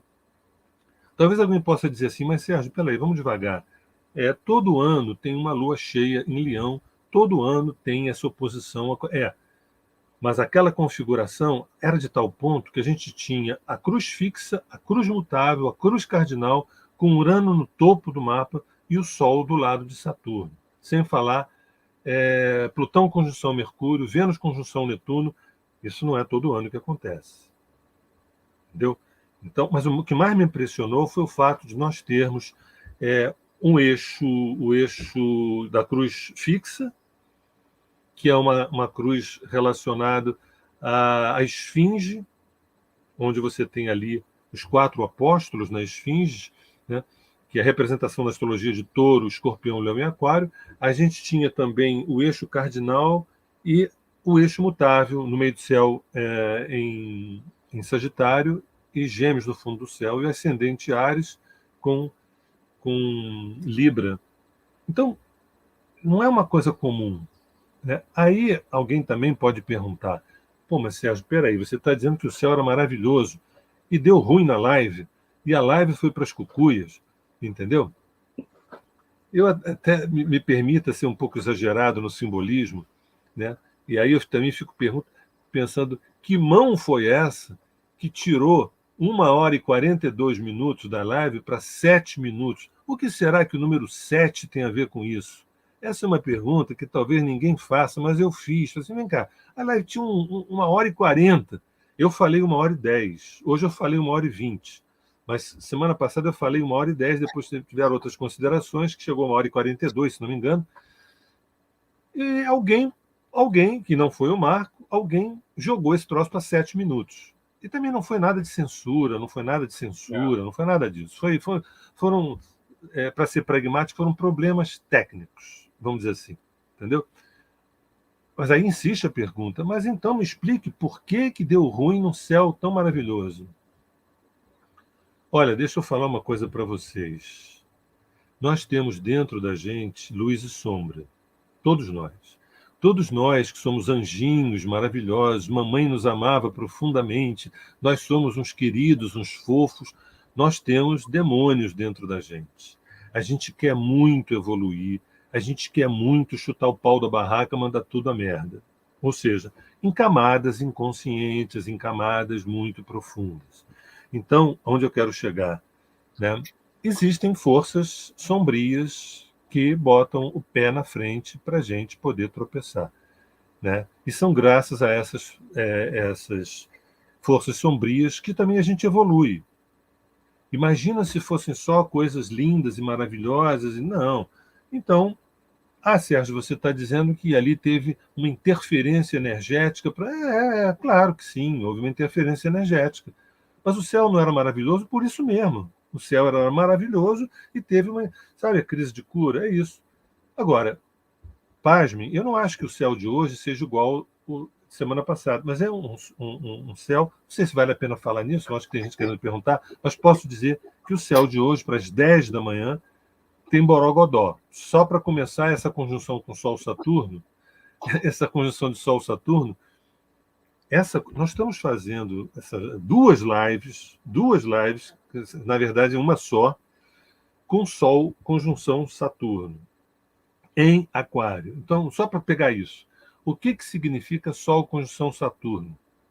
Ai, meu Deus, como está pesado, como está difícil.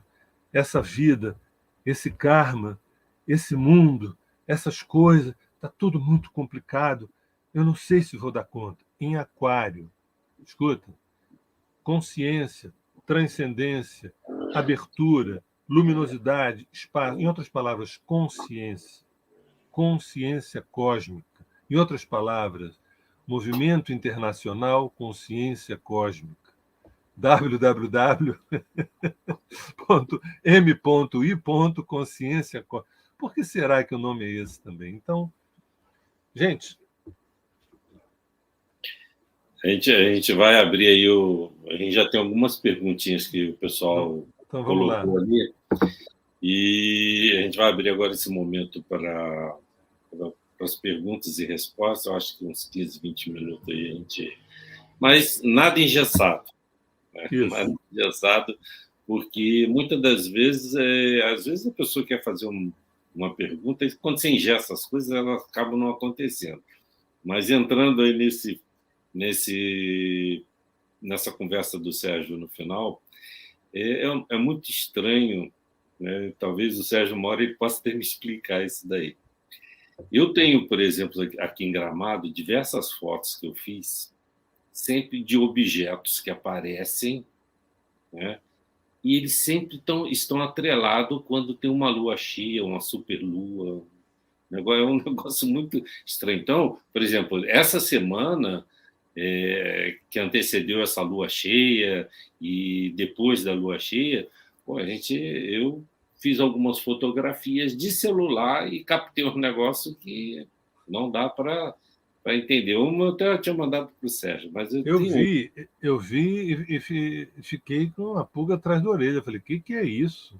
Que é Tem, isso? essa semana, por exemplo, umas bolas azul, um negócio, depois eu vou te mandar lá. Mas, sei lá. Mas vamos aqui Vamos lá. na perguntinha aqui que o pessoal colocou. Se o pessoal quiser fazer a pergunta, pode escrever aí e a gente coloca aqui. Começando com a Josiane Lobo, que já tinha feito uma pergunta lá na frente, que ela fala isso daí. Ó. E aí? Primeiro, Josane, um beijo, um abraço, obrigado pela tua participação. Você teve semana passada e insistiu nessa, hein, meu Deus? Você não larga a gente, que bom, que bom. Bom dia. Expiação seria purificar, pagar os pecados, entre aspas. Se pecado não significa culpa, mas sim errar o alvo, então o que seria esta expiação?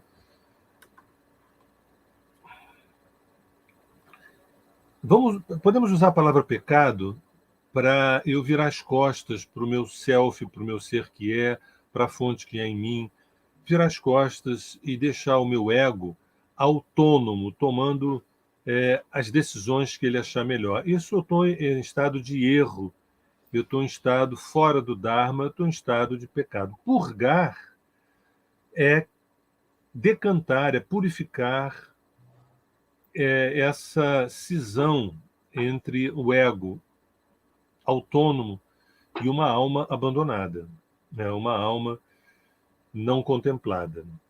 É isso. Essa palavra pecado ela tá muito impregnada já ao longo das religiões e tudo mais, né? Mas a gente pode, como você bem disse, errar o alvo. E o alvo é você colocar o teu ego a serviço do teu ser. Todo pecado é quando isso não acontece. E purgar é fazer com que essa relação volte a acontecer, né? Esse resgate do ego em relação à sua própria alma. Continuando aqui com uma pergunta ainda da Josiane, que ela faz o seguinte, olha aí. Não, mas aí aqui é outra pessoa, Joana Silva, né? Joana, essa é outra pessoa, Joana Silva. Sérgio, sei que essa consciência que você trouxe é algo maior que essa que eu estou trazendo, mas me questiono sobre a questão de sermos 98% inconsciência e 2% de consciência. Mas me questiono sobre a questão de sermos... Bem, eu não falei disso, eu não falei que somos 98 em consciência e 2 de consciência. Não falei, mas poderia ter dito. Né? Joana, deixa eu colocar uma coisa. A gente não só sabe muito pouca coisa sobre o grande mistério, como a gente está a léguas de distância, por exemplo, do amor incondicional. A gente entende muito bem, por exemplo, quando as pessoas acham que sabem Cristo, por exemplo, e quando assim, eu acho que eu estou muito longe de Cristo, todo mundo sabe, eu também estou muito longe de Cristo, muito longe, pois é. E Cristo é uma representação desse amor incondicional, vamos dizer assim. Então, ser consciência, a gente tem que comer muito arroz com feijão. Como eu falei, tem um aspecto psicoterápico e tem muita ascese, muita prática para a gente ir decantando, purgando. Sabe, me vem uma imagem que eu gosto muito da escultura. Não sei se foi para Miguel Ângelo, não sei para quem foi, que perguntaram o que é escultura. E ele falou, não, a escultura é simples, você tem que pegar uma pedra de mármore e tirar tudo que não é Apolo. Você vai tirando tudo que não é Apolo da pedra, o que sobra é Apolo. É simples assim. Esse é o nosso processo de autoconhecimento. É ir tirando tudo que não é Sérgio, tudo que não é Marco, tudo que não é Joana. E todas as técnicas é como se fosse o cinzel e o martelo, que a gente vai dando ali no mármore, né? E esse mármore a gente pode batizar de ego, e vamos tirando, tirando até surgir o Sérgio, que na verdade nem existe, entendeu? Isso tudo é um coágulo extremamente momentâneo. Existe nessa nossa temporalidade, mas é um coágulo momentâneo. Quando a gente tem essa espacialidade, né, de perceber que os universos têm muito mais espaço vazio do que corpos físicos, quando a gente introjeta isso, dá um oxigênio dentro da gente, dá um arejamento dentro da gente, sabe? A ideia de preconceito, a ideia de julgamento, gente, parece uma coisa de idade média isso, entendeu? Então, eu diria que a gente sabe muito pouco, nós somos bem inconscientes, né? Mas não tem problema não, é isso mesmo. Não pense você, então está tudo perdido, porque você tem 2%. Nada, nada, nada, muita água vai rolar. Agora, outra coisa, a coisa não é assim. Amanhã você vai ter 3%, amanhã você tem 4%. Uma vez eu ouvi de um mestre iluminado indiano que ele disse assim: vocês querem saber o que é iluminação? Iluminação é um acidente. Porra, o pessoal ficou pé da vida. Como um acidente? Eu estou fazendo yoga, fazendo disciplinas, estou fazendo uma série de asceses aqui, uma série de práticas, isso é um acidente. A iluminação é um acidente, mas você tem que provocar esse acidente. Ele estava querendo dizer que a iluminação não é que nem as faixas de judô, que você vai evoluindo uma faixa após a outra, a ponto de dizer assim, olha, agora só falta mais uma faixa para eu me iluminar. Não. A iluminação acontece como um susto, uma surpresa, mas você tem que preparar esse acidente. Então, às vezes você sai de 2% de consciência para 48%, para 72%, para 98%. Esse é o mistério da existência. A Joana ela ainda continua fazendo uma outra pergunta aqui. Falei.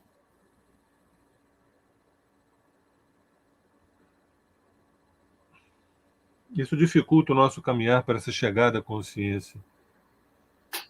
Sim, o fato de a gente sermos pouco conscientes.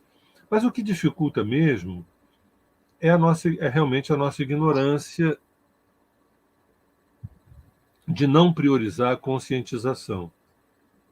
O fato de nós sermos pouco conscientes, tudo bem, ou tudo mal, mas o fato de nossa ignorância ser vasta, a ponto de nós não estimularmos para sermos conscientes, aí sim, aí isso aqui é tudo mal. Parece que a gente tem uma tara pela ignorância, parece que a gente tem uma atração pela ignorância, que é uma maravilha. Muita gratidão por esse conteúdo extraordinário. Vou usar um ditado popular para defini-lo. Hoje estamos sendo contemplados com essa biblioteca de informações com tudo já mastigadinho. Gente, obrigado. Não sei pronunciar teu nome, mas é o RNACIFF67, Nassif. Obrigado, Nassif. Um abraço. Ô, Sérgio, tem uma coisa que você tinha comentado aí que eu acho muito importante, e a gente tem, dentro do Consciência, e conversado em grupos de amigos, né? É essa questão da religião, né? Porque eu lembro do meu pai, que meu pai falava o seguinte, né? Que todos nós tínhamos que acreditar em Deus, né? Ter algo nesse sentido, porque deram um freio na vida das pessoas. A gente, quando entra e vê algumas coisas de canalizadores, essa abertura toda que a gente tem de informações, eles trazem uma informação de que a religião, de certa forma, ela foi um mecanismo utilizado por seres de outros sistemas como uma forma de controlar o ser humano, de ter o ser humano sob o controle ali.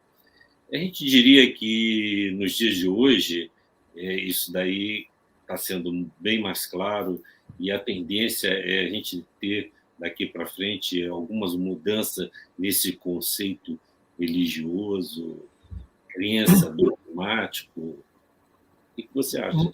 Uma belíssima pergunta, Marco, belíssima pergunta. É o seguinte: há quem diga que essa história foi intensificada com Enlil.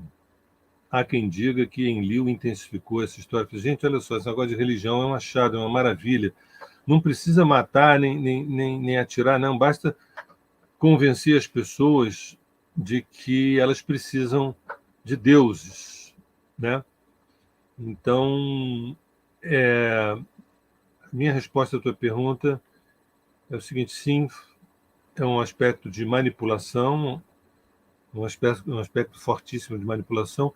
Eu sempre guardo 10% para elogiar as religiões. 10%. Os outros 90% eu sento o sarrafo. Nesses 10%, eu vejo, por exemplo, eu citei isso na live, né? Eu vejo pais de família alcoólatras que batem na mulher, né? Em situações assim. E quando entram para uma igreja, para uma religião, e começam a botar ordem na casa, no sentido moral, no sentido. Isso é bom. Ah, meu marido parou de beber, minha esposa está mais ligada nos filhos, e foi o pastor ou foi o padre. Eu acho isso bom, e até eu associei isso à função de Confúcio na China, né? Que é uma função civilizatória. Mas quando a gente fala religare, é outra história. Religare é você estar em conexão pelo menos 24 horas com a fonte primordial. E a religião não tem o menor interesse nisso. A função daí, os outros 90% que eu sento sarrafo, me dá dó de ver o que as religiões fazem com 100% da população planetária. As pessoas não podem crescer emocionalmente, não podem crescer psicologicamente, não podem crescer espiritualmente, porque é um mecanismo projetivo numa figura totêmica, né? E a pessoa não evolui emocionalmente nem psicologicamente. Que seria, para mim, a função do religar e você contemplar também a estrutura emocional, a estrutura psicológica e a estrutura espiritual. Sabe, um barco, por exemplo, o que é uma religião? A religião é um barco. Para que serve um barco? Para você fazer uma travessia, para te levar para um determinado lugar. Uma vez você chegando na outra margem, você sai do barco. Você não leva o barco junto. A religião ela teria a função de facilitar as nossas travessias. Mas se a gente arrasta. Eu costumo dizer que as religiões são um bom começo e um péssimo fim, sabe? Mas, enfim. A gente pode até observar algumas coisas que eu considero muito importantes, né? Como você comentou aí, da religião, nesse estado dela de fazer com que as pessoas modifiquem algumas coisas que não vão muito bem na vida delas. Então, eu ouvi há pouco tempo um palestrante até falar que a prece, essa coisa, não resolve nada. Eu acho que também é uma coisa introduzida pela religião, porque a prece é você, na realidade, criar um mecanismo de conexão. Porque eu acho que tudo no universo é energia. Nós somos energia, se nós estamos constituídos aqui, nós estamos dentro de um projeto energético. Então, eu acho que a prece é uma forma de conexão para que você manipule essas energias. É uma coisa que foi adotada pelas religiões e por aí vem. Então, eu vejo também, como você está falando, aí, algumas coisas muito importantes, outras que acabaram errando aí pelo esse caminho, mas faz parte. Eu comento o seguinte: a pedra que aparece no caminho da gente e que muitas das vezes vai nos levar ao chão, a gente tem que pensar que ela pode ser transformada num degrau para nos levar ao topo. E não como um problema que surgiu no teu caminho, né? Então, são coisas que a gente tem que analisar todo esse conteúdo e ver qual é a conotação que nós vamos dar para isso daí. E a conotação que nós vamos dar para isso daí é que vai fazer a transformação dentro de cada um de nós. O Nassif, vou botar alguns comentários aqui, né? Muita gratidão por esse conteúdo extraordinário. Vou usar um ditado popular para definir. Hoje estamos sendo contemplados com essa biblioteca de informação, com tudo isso que já está mastigadinho. Foi aquilo que a gente tinha comentado. Tem aqui o Bernardo, que ele fala sempre inspirador, ouvir sua partilha. Sérgio, são tantos insights que fica até difícil concatenar uma pergunta. Aqui, minha gratidão. Bernardo, conheço o Bernardo, uma figura sensibilíssima, Que bom, que bom. A Mônica, um grande presente estar reunida aqui com vocês. Com certeza, nós também, com toda essa turma aí que está disponibilizando esse tempo de domingo, né? A Vanessa, para mim também foi um grande presente encontrar vocês. Eu acredito até que esse momento que a gente consegue fazer essas lives e ter a oportunidade de ter um contato, embora seja virtual, né, nós conseguimos fazer com que algumas coisas acabem sedimentando dentro de cada um de nós e nos possibilitando ver uma janela diferente, uma porta diferente. É isso aí. Né? É isso aí. Esse nosso contato com esse universo é uma coisa extraordinária. Nós somos parte dele, nós temos lá os nossos defeitos, os nossos erros, ninguém é perfeito, mas o que a gente busca aqui é justamente entender isso daí, porque a pior coisa é você se deparar com algo e não saber como lidar com aquilo ali, como entender aquilo ali, o que aquilo ali está te trazendo, o que você pode levar de encontro a essa montoeira de coisa e crescer no conjunto. Você comentou aí que nós estamos hoje num momento conturbado, as pessoas, né, estão pensando, o mundo está desabando, mas aquela situação do Sol, né, da era de Aquário, onde todos esses fractais, essa situação toda está sendo limpa, e essa coisa é muito sutil. A gente só vai observar mais lá para frente. Exatamente isso. O pessoal fica apavorado com uma série... Mas eu acho que a gente tem que ter pensamento positivo, tem que elevar esse nosso padrão vibratório e crer que nós estamos dentro de um processo de transformação e a gente só vai observar isso lá para frente. Não vai ser... É que nós somos muito imediatistas, né? Daí faz parte do ser humano. Mas é isso daí. É exatamente isso. Bem, Sérgio, eu acho que a gente cumpriu aquilo que nós pensávamos em realizar. E o mais interessante que a última vez nós gastamos 1h42, nós estamos com 1h47. Deixa eu ver aqui o que a Valéria está falando aqui. Terei que assistir o início, perdi o começo e as explicações de vocês são maravilhosas. Gratidão pelas explicações que nos levam à introspecção para conseguir transmutar as sombras. Obrigado, Valéria. Nós esperamos que dessa vez tudo corra de forma...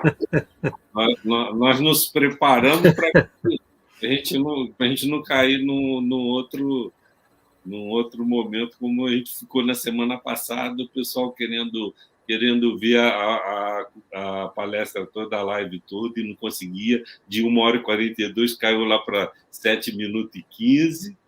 Então, mas daí faz parte. Não tem... Não, o mais incrível é que esses 7 minutos, que é basicamente uma introdução, tem bastante visualização, né? Tem bastante visualização. Mesmo, né? 7 minutos tem um monte de visualização. Mas agora o pessoal vai ter o conteúdo, porque depois eu vou passar isso para o Sérgio vai poder colocar lá na rede dele também. É importante a gente comentar que o pessoal que quiser acompanhar o Sérgio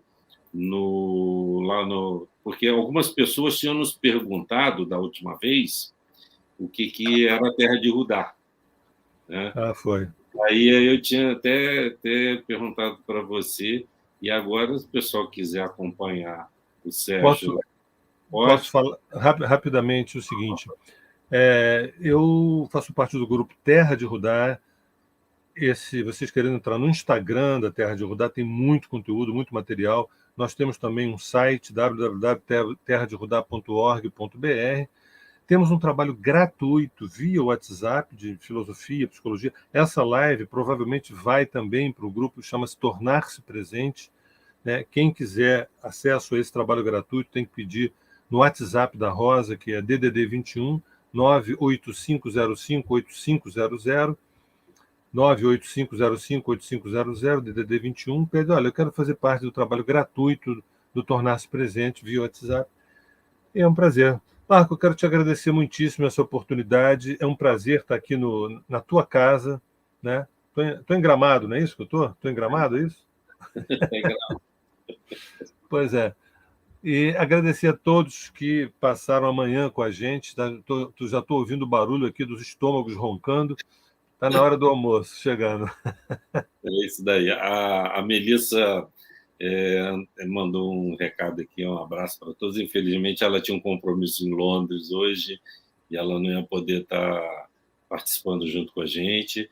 E o que a gente deixa para todos aí é que esse trabalho de lives vão até o final do ano aí, a gente já programou uma porção de lives, outras ainda vão se juntar a essas que já estão programadas, e tem muita coisa interessante. A gente está vivendo um momento de informações e aclarando uma série de coisas, e a gente não pode, como eu falei, não pode perder o trem da história, né? Porque nós somos parte deles, e nós vamos também ter que fazer com que as coisas aconteçam, né? A vida está aí, pulsando dentro dos nossos lares, na nossa vida social, no nosso trabalho, e a gente vai estar deparando com uma série de coisas que a gente vai precisar de respostas, de informações.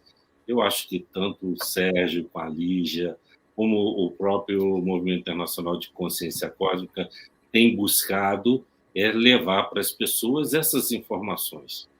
Porque quando nós temos essas informações, nós temos todo esse conhecimento, a gente vai ter mais segurança no nosso caminhar, nas nossas idealizações. Eu acho que isso daí é importantíssimo e traz para dentro de cada um de nós a certeza que a gente está num caminho certo e correto. Então, eu também, pelo Consciência Cósmica, agradeço aí a oportunidade de estar com vocês nessa manhã toda. Gratidão a todos vocês e que a gente possa continuar essa nossa caminhada junto com o Sérgio, com tantos outros, evoluindo sempre. Tá bom, meu querido Sérgio? Um abraço, obrigado, um beijo no coração, até breve. E até breve. Deixa eu só botar algum comentário aqui que alguém colocou aqui, só para... O Sérgio... Quem seria essa pessoa? Quem seria essa Lígia escondidinha? Deixa eu ver.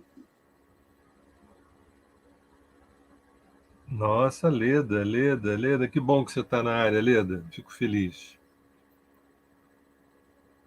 Ih, rapaz, agora que está chegando o povo, olha só, Magda Baeta, meu Deus. Beijo, Magda, obrigado aí pela presença. Leda, que bom. Porque às vezes o pessoal põe coisa antes de a gente encerrar, né? E aí acaba ficando sem visualização. Mas agradecimento a todos vocês possam ter um final de domingo com muita luz, muitas coisas boas, e vamos tocando o nosso barco, porque atrás vem gente. A fila anda. Obrigado, Marco, obrigado a todos. Obrigado a todos e vamos lá.